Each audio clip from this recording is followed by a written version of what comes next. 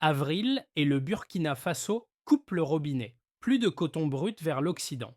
Sur un secteur évalué à 38 milliards de dollars, l'arrêt agit comme un gel, secoue les contrats européens et américains et force les marchés à recalculer.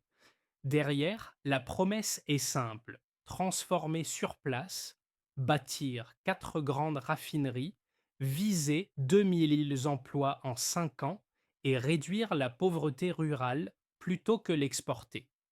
Mais qu'est-ce que cela change pour vous, pour les agriculteurs et pour la place du pays quand Ibrahim Traoré assume le risque d'une confrontation commerciale? Ce qui se joue ici dépasse un simple choix commercial. L'arrêt des exportations de coton brut engage l'économie burkinabé sur une trajectoire nouvelle avec des gains potentiels élevés et des risques immédiats. Pour le pays, l'enjeu central est la création de valeur locale.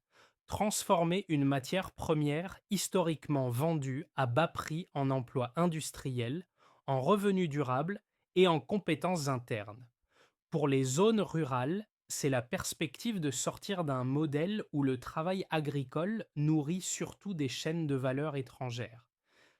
Pour vous, l'intérêt est clair: comprendre comment une décision politique peut redistribuer les cartes entre producteurs, État et puissance commerciale, et pourquoi ce type de rupture devient de plus en plus fréquent dans le Sud global.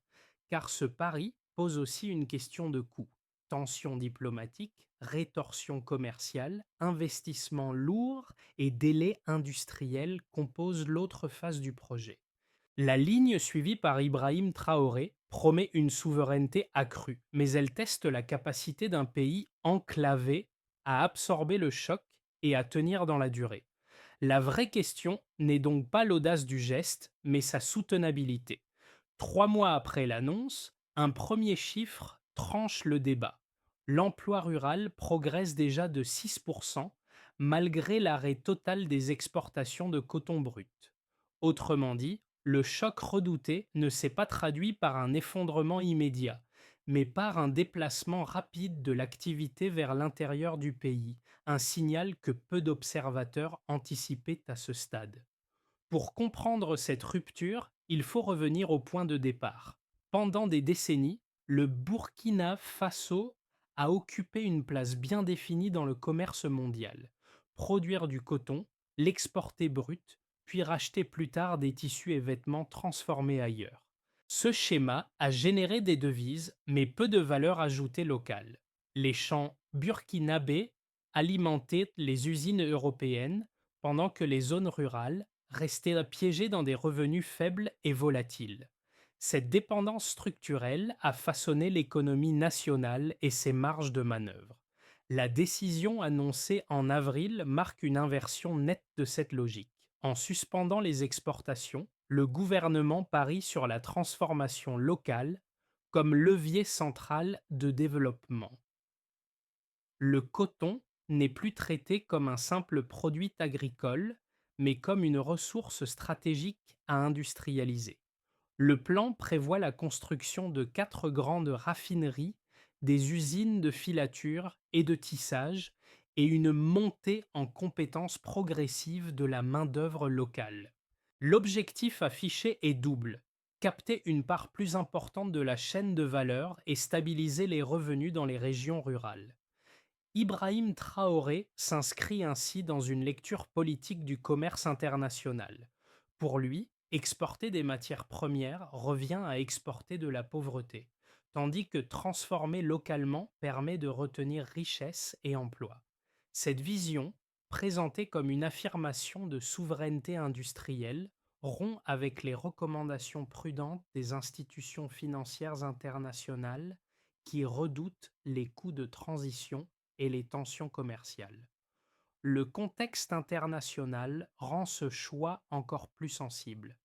L'Union européenne figure parmi les principaux acheteurs du coton burkinabé et plusieurs entreprises ont déjà gelé ou réévalué leurs contrats. En parallèle, d'autres acteurs, notamment en Asie, observent l'évolution avec intérêt, voyant une opportunité d'entrer dans un secteur en recomposition. Ce moment met en lumière le cœur du pari. Accepter une instabilité à court terme pour tenter de redessiner durablement la place du Burkina Faso dans l'économie mondiale. Dans les champs, autour de Kougou, Buraima cultive le coton depuis plus de 20 ans. Jusqu'ici, le cycle était immuable. Semer, récolter, vendre à un prix fixé ailleurs, puis attendre la saison suivante. La décision d'arrêter les exportations de coton brut a brusquement déplacé ce quotidien. Pour la première fois, ce qu'il produit n'est plus destiné automatiquement à quitter le pays. Cette rupture abstraite discutée dans les capitales et les forums internationaux prend ici une forme concrète. Dans les semaines qui ont suivi l'annonce, les premières unités de transformation ont commencé à recruter. Pas encore à pleine capacité, mais suffisamment pour modifier les anticipations locales. Des ouvriers agricoles se sont vus proposer des formations de base à la filature et au tissage. Des coopératives féminines, jusque-là cantonnées à la culture ou à la vente informelle, ont été intégrées dans les premières chaînes de production textile. Ce glissement du champ vers l'atelier marque un changement de statut du travail rural. L'effet n'est pas uniquement économique, il est aussi symbolique. Produire du coton qui reste sur place renverse un rapport ancien entre centre et périphérie. Les villages ne sont plus seulement des points d'extraction, mais deviennent des maillons visibles d'un projet industriel. Pour des familles habituées à voir la richesse partir sans retour immédiat, cette perspective modifie la perception de l'avenir. Ibrahim Traoré a mis en avant ses trajectoires individuelles pour illustrer sa stratégie. Le message est clair. La souveraineté industrielle commence au niveau du travail quotidien, mais ses premiers effets restent fragiles. Les infrastructures sont incomplètes, les compétences encore en construction, et les revenus ne se sont pas transformés du jour au lendemain. Ce qui change surtout, à ce stade, c'est l'horizon des possibles.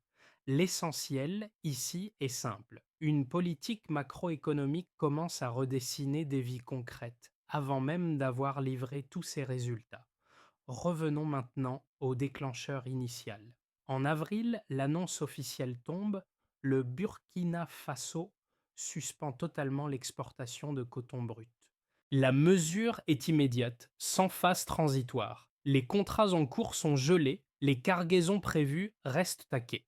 Pour les acheteurs européens et américains habitués à une fourniture régulière, le choc est brutal. Pour le gouvernement burkinabé, il s'agit d'un signal volontairement fort destiné à marquer une rupture claire avec le modèle précédent.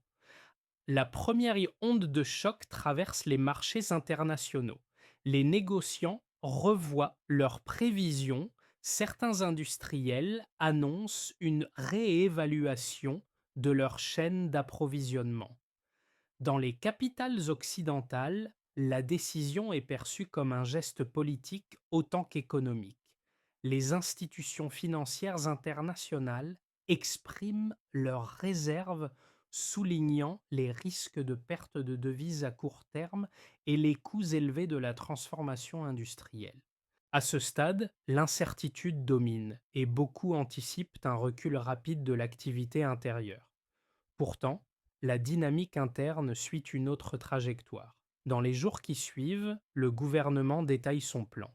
4 grandes raffineries de coton, des unités de filature et de tissage, et une montée en puissance progressive de la production locale. Les ministères concernés mobilisent que des programmes de soutien, notamment des mécanismes de microcrédit pour les agriculteurs, afin d'éviter un effondrement de la production. Le message est répété. Le coton continuera d'être cultivé, mais il sera orienté vers la transformation nationale. La montée en tension constitue le cœur de la séquence. D'un côté, les pressions diplomatiques s'intensifient. L'Union européenne évoque la possibilité de revoir ses relations commerciales et certains partenaires parlent ouvertement de représailles tarifaires sur les produits burkinabés. De l'autre, des acteurs non occidentaux, notamment asiatiques, manifestent leur intérêt pour investir dans les nouvelles infrastructures textiles. Le pays se retrouve au centre d'un jeu d'équilibre délicat entre confrontation et diversification. Le point culminant intervient lorsque les premières usines pilotes commencent à fonctionner. Leur capacité reste limitée, mais leur existence même dément l'idée d'une décision purement symbolique. Les recrutements, en particulier dans les zones rurales, donnent un contenu tangible à la promesse de création d'emplois. C'est à ce moment que le débat se déplace. Il ne s'agit plus seulement de savoir si la décision était audacieuse, mais si elle peut être soutenue dans le temps. Les répliques ne tardent pas. Les exportations de coton brut étant stoppées, les recettes immédiates diminuent. Les finances publiques doivent absorber ce manque à gagner, tandis que les investissements industriels exigent des ressources importantes. Les critiques soulignent ce décalage temporel entre coûts immédiats et bénéfices différés. Le risque souvent évoqué est celui d'un essoufflement avant que la chaîne de valeur locale n'atteigne sa maturité. Dans ce contexte, Ibrahim Traoré maintient le cap. Il présente la séquence comme un passage obligé, une phase de tension nécessaire pour sortir d'une dépendance structurelle. La décision, insiste-t-il, n'est pas un repli, mais une reconfiguration des relations économiques. La chaîne des événements révèle ainsi une logique claire: accepter le choc, absorber la pression et parier sur une transformation profonde plutôt que sur un ajustement marginal. Avant la décision, le coton burkinabé suivait une trajectoire stable mais peu transformatrice: production orientée vers l'export, revenus concentrés en amont et faible impact industriel local. Après la suspension des exportations de coton brut, les premiers indicateurs montrent un déplacement mesurable de l'activité vers l'intérieur du pays sans effondrement immédiat de la production. Le premier chiffre clé concerne l'emploi rural. Selon les données communiquées par le gouvernement, les zones rurales enregistrent une hausse de 6% de l'emploi dans les 3 mois suivant l'annonce. Ce pourcentage peut paraître modeste, mais il indique une inflexion rapide dans un contexte où les opportunités hors agriculture étaient historiquement rares. Cette progression est principalement liée aux recrutements initiaux dans les unités de transformation, aux formations associées et à l'élargissement du travail coopératif, notamment féminin. Autrement dit, le choc commercial ne s'est pas traduit par une contraction immédiate du travail, mais par une redistribution sectorielle. Le deuxième indicateur porte sur la production elle-même. Malgré l'arrêt des exportations, la production nationale de coton n'a reculé que de 5% par rapport à l'année précédente. Cette baisse limitée suggère que les agriculteurs n'ont pas massivement abandonné la culture, contrairement aux craintes exprimées par certains analystes. Le maintien de la production s'explique par des mécanismes de soutien ciblés, dont des programmes de microcrédit et des garanties d'écoulement vers les nouvelles unités locales. En pratique, le coton a changé de destination plus qu'il n'a disparu des champs. Le troisième chiffre éclaire la demande intérieure. Les importations de tissus ont diminué de 18%, signe que les premières capacités locales commencent à se substituer partiellement aux produits étrangers. Cette réduction n'implique pas encore une autonomie textile complète, mais elle marque un début de rééquilibrage entre production nationale et dépendance extérieure. Les marchés urbains de Ouagadougou et de Bobo-Dioulasso montrent déjà une présence accrue de textiles locaux, souvent à des prix plus bas grâce à la réduction des coûts logistiques. Ces données doivent être lues avec prudence. Elles couvrent une période courte et reflètent une phase de transition. Les coûts d'investissement restent élevés et la capacité des raffineries est encore loin de son potentiel maximal. De plus, les recettes d'exportation perdues ne sont pas encore compensées par les ventes de produits finis. Le décalage temporel entre dépenses industrielles et retours économiques demeure un point de tension majeur. Néanmoins, prises ensemble, ces preuves quantitatives dessinent une tendance claire. La suspension des exportations n'a pas paralysé l'économie cotonnière, mais l'a réorientée. Pour Ibrahim Traoré, ces chiffres servent d'argument central. Ils montrent que la transformation locale n'est pas qu'un slogan politique, mais un processus mesurable, même à ses débuts. La question reste de savoir si cette dynamique pourra s'amplifier avant que les contraintes financières et diplomatiques ne resserrent les taux. Les opposants à cette stratégie avancent d'abord un argument macroéconomique classique. Le coton représente depuis longtemps une source majeure de devises pour le Burkina Faso. En suspendant les exportations de matières brutes, le pays se prive immédiatement de recettes extérieures indispensables pour financer les importations, stabiliser la monnaie et soutenir le budget public. Selon cette lecture, même une baisse temporaire des entrées de devises peut fragiliser l'équilibre économique, surtout pour un État enclavé et déjà exposé à des contraintes sécuritaires et budgétaires. Le risque, disent-ils, est de créer une tension financière avant que l'industrie locale ne soit capable de prendre le relais. Le second argument porte sur la faisabilité industrielle. Transformer le coton localement suppose des investissements lourds, une énergie fiable, des compétences techniques et un accès durable au marché. Les critiques soulignent que les raffineries et usines textiles peuvent de mettre des années à atteindre leur pleine capacité, tandis que la concurrence internationale reste intense. Si les coûts de production locaux demeurent élevés ou si les sanctions commerciales limitent l'accès aux marchés étrangers, les produits burkinabés pourraient peiner à s'imposer. Dans ce scénario, le pays risquerait de cumuler pertes commerciales et surcapacités industrielles sous-utilisées. Ces objections ne sont pas infondées. Elles reposent sur des expériences passées où des politiques d'industrialisation rapide ont échoué faute de coordination et de financement durable. Cependant, les premiers éléments observables nuancent ce diagnostic. La baisse limitée de la production et la progression de l'emploi rural suggèrent que la transition n'a pas provoqué l'effondrement anticipé. De plus, la diversification des partenariats, notamment avec des acteurs asiatiques et régionaux, réduit partiellement la dépendance aux marchés occidentaux traditionnels. La réponse portée par Ibrahim Traoré s'appuie sur ce décalage temporel assumé. Le coût à court terme est présenté comme le prix d'une correction structurelle. En d'autres termes, continuer à exporter du coton brut garantit des devises immédiates, mais perpétue une vulnérabilité chronique.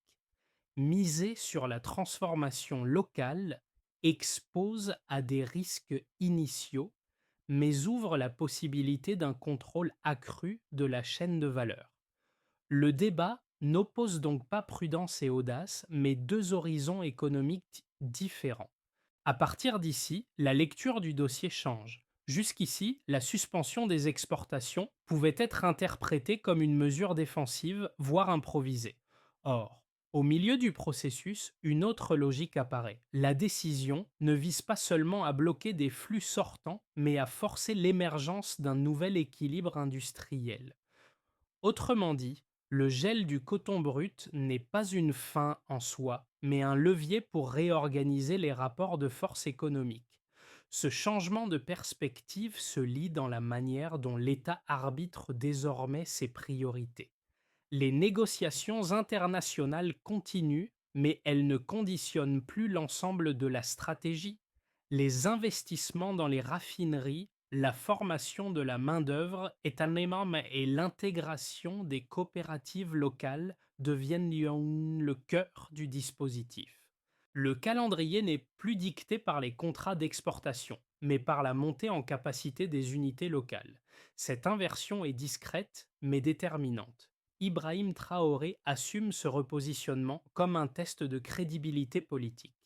En maintenant la suspension malgré les pressions, il transforme une décision économique en signal stratégique. Le message adressé aux partenaires extérieurs est clair. La coopération reste possible, mais sur des bases renégociées. Aux acteurs internes, il indique que le projet ne sera pas abandonné au premier obstacle. À ce stade, l'enjeu réel devient plus clair. La question n'est plus seulement de savoir si le Burkina Faso peut transformer son coton, mais s'il peut imposer son propre rythme de transformation. À partir de ce point, le débat se déplace vers les conséquences concrètes de ce choix pour l'État, les entreprises, les citoyens et la région. Le pari cesse d'être théorique pour devenir systémique. Pour l'État, la suspension des exportations de coton brut a produit un double effet. À court terme, elle a réduit les recettes immédiates en devises et accru la pression sur les finances publiques. Mais en parallèle, elle a donné à l'administration un levier nouveau pour orienter l'investissement et la planification industrielle. Les budgets se déplacent vers les infrastructures, la formation et l'appui aux coopératives. Cette réallocation traduit un choix politique clair: accepter une tension budgétaire temporaire pour tenter de consolider une base productive plus autonome. Dans ce cadre, Ibrahim Traoré mise sur la cohérence interne plutôt que sur la stabilité externe immédiate. Pour les entreprises, le paysage se fragmente. Les acteurs européens et américains historiquement dominants dans l'achat du coton burkinabé ont suspendu ou renégocié leurs engagements. Cette prudence réduit l'accès à certains marchés, mais elle ouvre aussi un espace pour de nouveaux partenaires. Des entreprises asiatiques et régionales entrent en discussion pour financer ou exploiter les unités de transformation. Les entreprises locales, quant à elles, gagnent en visibilité. Elles ne se positionnent plus uniquement comme fournisseurs de matières premières, mais comme acteurs d'une chaîne de valeur élargie, encore fragile, mais en construction. Pour les populations rurales, les effets sont plus tangibles. L'augmentation de l'emploi observée dans certaines zones se traduit par des revenus complémentaires et une diversification des activités. Le passage du travail agricole pur à des tâches de transformation modifie la structure du temps de travail et les perspectives professionnelles. Les coopératives féminines, en particulier, bénéficient d'une intégration accrue dans les circuits formels, ce qui renforce leur autonomie économique. Ces changements restent inégaux selon les régions, mais ils modifient progressivement la perception du coton comme simple culture de subsistance. À l'échelle régionale, enfin, la décision du Burkina Faso résonne au-delà de ses frontières. Des pays voisins du Sahel observent attentivement cette expérience, évaluant la possibilité d'adopter des stratégies similaires. Le projet burkinabé agit comme un test grandeur nature d'une industrialisation par la transformation locale. S'il réussit, il pourrait inspirer une coordination régionale autour de chaînes de valeur partagées. S'il échoue, il servira d'avertissement sur les limites d'une rupture trop rapide. Ces conséquences concrètes montrent que le choix porté par Ibrahim Traoré ne se réduit ni à un succès immédiat, ni à un échec annoncé. Il reconfigure des équilibres existants, redistribue des opportunités et expose de nouvelles vulnérabilités. Le pari se joue désormais dans la durée, là où les effets cumulatifs pèseront plus que les chocs initiaux. Dans un premier scénario, celui d'une stabilisation progressive, on peut imaginer ceci. Si la situation évolue dans un cadre relativement stable, le Burkina Faso pourrait voir ses efforts d'industrialisation commencer à porter leurs fruits à moyen terme. Les premières unités de transformation du coton fonctionnent à une capacité croissante, mais la pression sur les finances publiques reste forte. Les relations commerciales à Caucase avec l'Occident pourrait se refroidir davantage, mais des partenariats avec des acteurs asiatiques et d'autres pays africains permettront de maintenir un certain niveau de stabilité économique. Dans ce scénario, les indicateurs économiques internes, tels que la baisse du chômage rural et la création d'emplois dans les usines locales, continueront de croître lentement. L'objectif de créer 200 000 emplois d'ici 5 ans pourrait devenir réaliste à condition de maintenir le cap. L'exportation de produits finis, tissus, pourrait commencer à compenser les pertes liées à l'exportation de coton brut, bien que cela prenne plusieurs années. Dans un scénario plus optimiste où l'expansion serait rapide et les marchés mieux diversifiés, voici ce qui pourrait se produire. Dans un scénario plus favorable, les efforts du Burkina Faso pourraient rapidement trouver leur élan. Si les investissements étrangers, notamment en provenance de Chine et de Turquie, se matérialisent à un rythme soutenu, les raffineries de coton pourraient devoir leur capacité de production augmenter rapidement. De plus, la réduction des tensions commerciales avec l'Europe, en partie grâce à la diplomatie économique de Traoré, pourrait offrir un accès partiel ou total aux marchés européens à nouveau. Dans ce cadre, le pays pourrait diversifier ses exportations et, au bout de 12 mois, connaître une croissance plus marquée dans le secteur textile. L'objectif de devenir un hub régional pour la transformation du coton pourrait alors être atteint plus tôt que prévu, avec des bénéfices tangibles en termes de réduction de la pauvreté, notamment dans les zones rurales. L'industrialisation du secteur permettrait également un renforcement des partenariats au sein de la région Sahel, permettant au Burkina Faso d'accroître son influence économique et géopolitique. Enfin, dans un scénario plus pessimiste, marqué par des retards et des tensions sociales croissantes, on pourrait voir apparaître ces difficultés. Si les choses se compliquent, le Burkina Faso pourrait rencontrer des obstacles majeurs dans sa transition vers une économie plus industrialisée. Les tensions commerciales avec l'Union européenne et les États-Unis pourraient se durcir, entraînant des sanctions économiques qui affecteraient les exportations de produits tout parmi finis. En parallèle, les retards dans la construction des raffineries et l'inefficacité de certaines politiques industrielles pourraient retarder de plusieurs années les bénéfices anticipés. Si les marchés ne répondent pas comme prévu, le pays pourrait se retrouver dans une situation de double crise, une stagnation économique due à l'isolement commercial et une pression interne croissante sur le gouvernement pour tenir ses promesses de création d'emplois. Ce scénario impliquerait également une crise sociale avec une montée du mécontentement populaire face à des perspectives économiques décevantes. Les résultats pourraient inclure une forte instabilité dans les zones rurales et un renforcement des oppositions politiques internes, menaçant la durabilité du projet. Ces trois scénarios illustrent bien les enjeux cruciaux auxquels le Burkina Faso est confronté. Le pays se trouve à un tournant et les mois à venir détermineront si le choix audacieux de suspendre les exportations de coton brut peut se traduire par un changement structurel durable.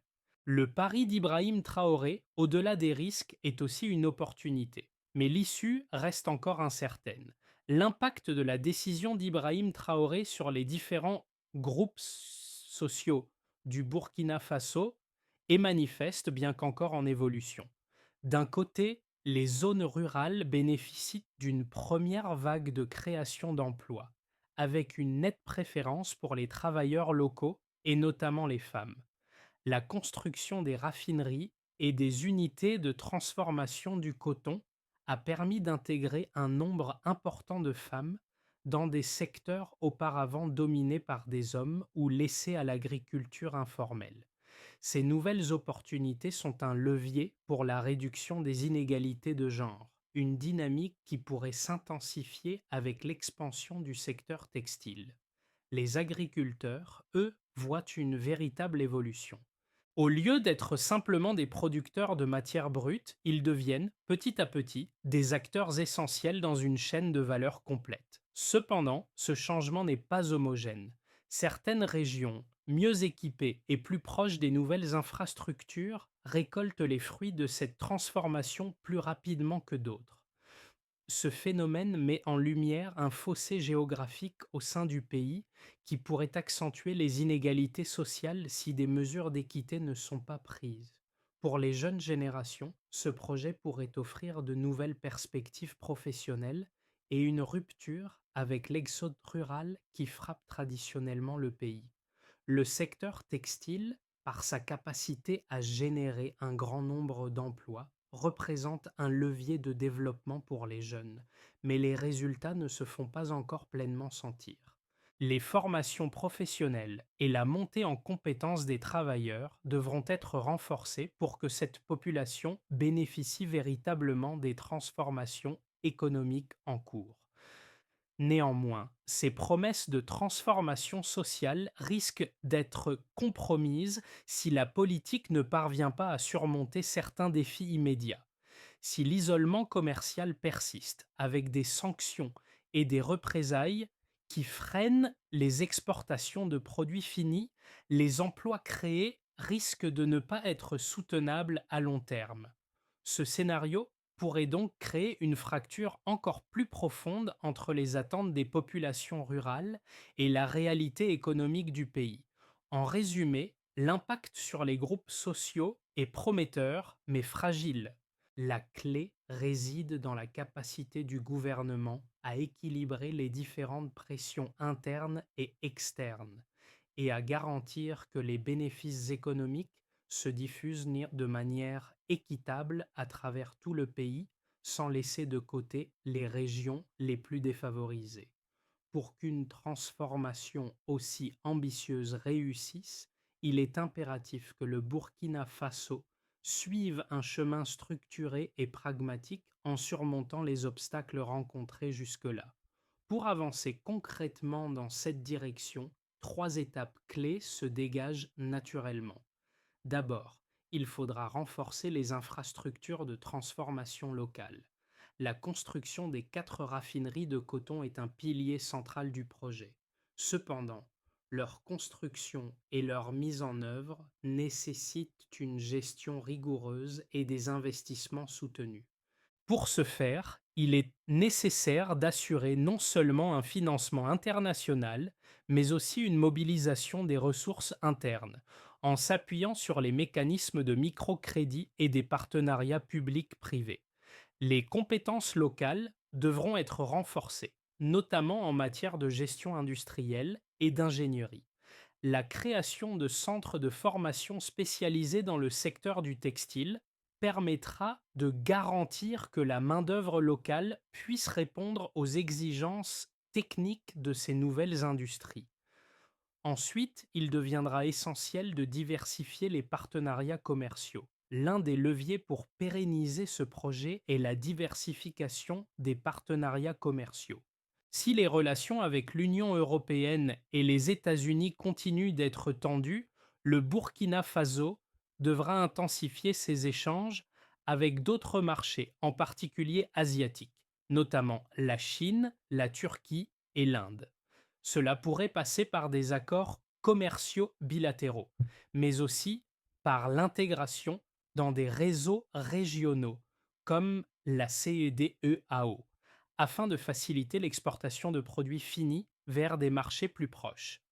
En parallèle, un travail de promotion du Made in Burkina Faso devrait être mené pour encourager l'exportation de produits textiles locaux, notamment en Afrique de l'Ouest. Enfin, il faudra mettre en place un suivi rigoureux de l'impact social et économique, afin de garantir que les bénéfices économiques se répartissent de manière équitable à travers le pays. Il est nécessaire d'installer un système de suivi et d'évaluation des projets de transformation industrielle. Ce suivi doit être transparent et inclure des données sur la création d'emplois, la répartition géographique de ces emplois, les salaires et les conditions de travail ainsi que les retombées environnementales de la transformation locale du coton. Il est également important que des ajustements soient faits en fonction des résultats obtenus, en particulier dans les zones rurales où l'impact sera déterminant pour la réussite à long terme du projet. Ces trois étapes sont interdépendantes et doivent être suivies de manière systématique pour que le Burkina Faso parvienne à surmonter les défis économiques, sociaux et diplomatiques qui se présentent. Le gouvernement devra aussi veiller à maintenir un dialogue ouvert avec les partenaires internationaux et les acteurs locaux pour éviter toute fracture sociale ou économique. La route est encore longue, mais les décisions prises jusqu'à présent offrent une feuille de route ambitieuse et innovante pour réécrire l'avenir économique du Burkina Faso. À travers chaque champ de coton, chaque fil transformé, c'est une nouvelle époque qui s'amorce pour le Burkina Faso.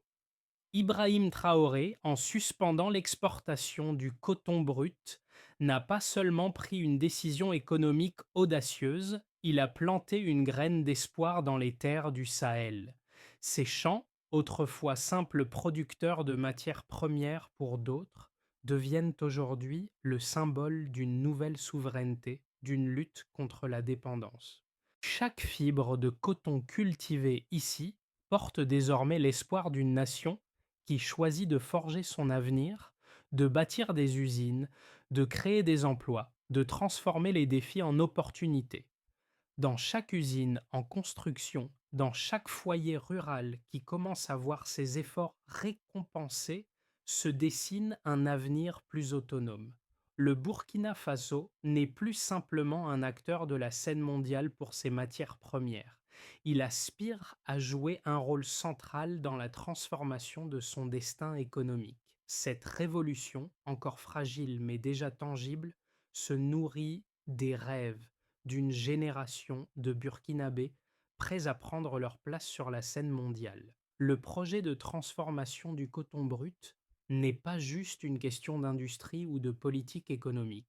C'est une affaire de dignité, de fierté nationale et de l'espoir d'un avenir où chaque Burkinabé pourra récolter les fruits du travail de ses mains, où chaque produit fabriqué sur cette terre portera l'histoire d'un peuple déterminé à écrire son propre avenir.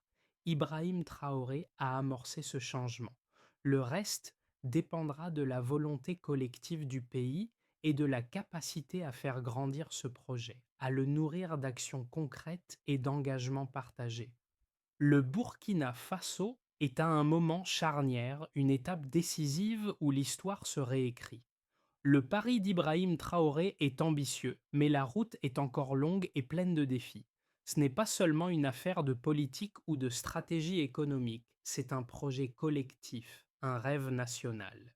Que vous soyez citoyen, entrepreneur, investisseur ou acteur de la société civile, chacun a un rôle à jouer dans ce tournant historique. L'avenir de ce pays, de cette révolution industrielle naissante, repose sur la mobilisation de toutes ces forces vives. Il est temps de soutenir cette vision audacieuse, de croire en un avenir où chaque Burkinabé pourra voir sa vie transformée par les fruits de cette transition. Pour cela, il faut de la solidarité, de l'engagement et une volonté commune de faire avancer ce projet. Quelles sont vos actions, vos idées, vos engagements pour faire de ce projet une réalité? Le Burkina Faso et par extension l'Afrique attend de voir ce modèle se déployer et inspirer d'autres nations. Êtes-vous prêt à contribuer à cette transformation? L'histoire est en train de se faire. Soyez acteurs du changement.